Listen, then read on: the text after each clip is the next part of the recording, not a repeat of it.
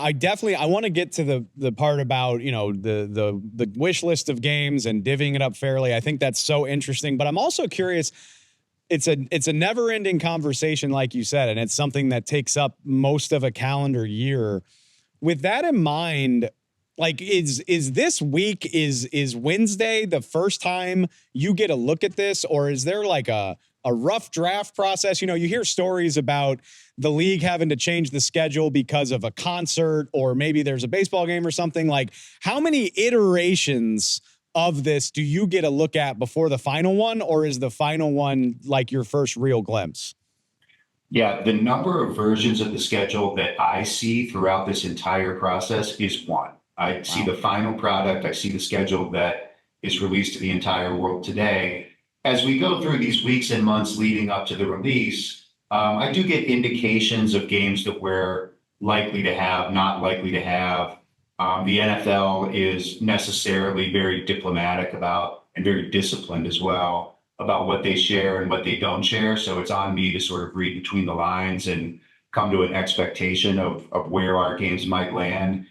You obviously appreciate the importance of the Dallas Cowboys as a national brand. They're the most important brand for TV viewership on the NFC side and maybe in the entire league. So we spend a lot of time thinking about those 17 Cowboys games and which 8 to 10 we're likely to get. This morning, I sat down and just sketched out, what 9 games do I think we're going to end up with? And I think I had 8 of them. So even though the league is very, as I say, disciplined about their messaging, you can get a pretty good sense of what you think you're likely to get.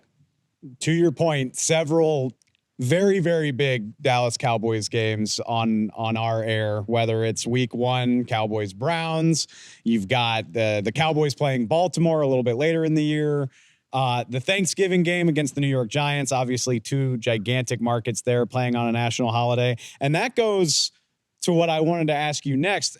I get it. It's kind of up to the league what you wind up with, but how do you prioritize those games you want? And were there any that you were particularly kind of had circled in terms of really being excited to have a chance to get? So as I say, we do submit a top 50, and a lot of thought on our part goes into how to rank those games, because it is a little bit zero sum. And if you get one top game, if you get one top Cowboys game, then there's something else that you're not going to get. And we'll sort of rank the games thinking in terms of how can we create a path for the NFL to give us 3 of our top 5, 6 of our top 10. This year, we ended up getting 6 of our top 11, which, given that there are 4 traditional TV partners plus Amazon plus Netflix for a few Christmas games, to get 6 out of the top 11 is a pretty great batting average.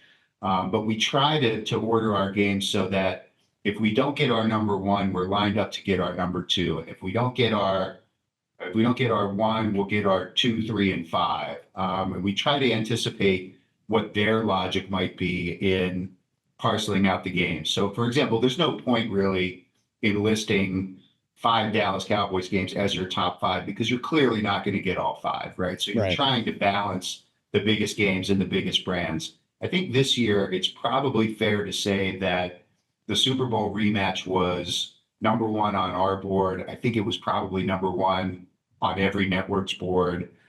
These Super Bowl rematches don't come along that often. It's amazing that we've now had them in consecutive years. We've never had a Super Bowl rematch on Fox in coming up on 31 seasons, and we were able to get it. And I don't know that I had a lot of confidence that we would get it. Our top 2 games were Kansas City, San Francisco, and Dallas, San Francisco. I felt like we would get one of the 2. Through most of the process, I kind of thought it was going to tip toward Dallas, San Fran. In recent weeks, it started to seem like it was going the other way. And we're obviously really gratified to have that game. Dallas, San Francisco now goes to NBC on a Sunday night. It's going to be certainly a tentpole of their schedule. Great game for them to have. But we're very, very excited to have a Super Bowl rematch for the first time.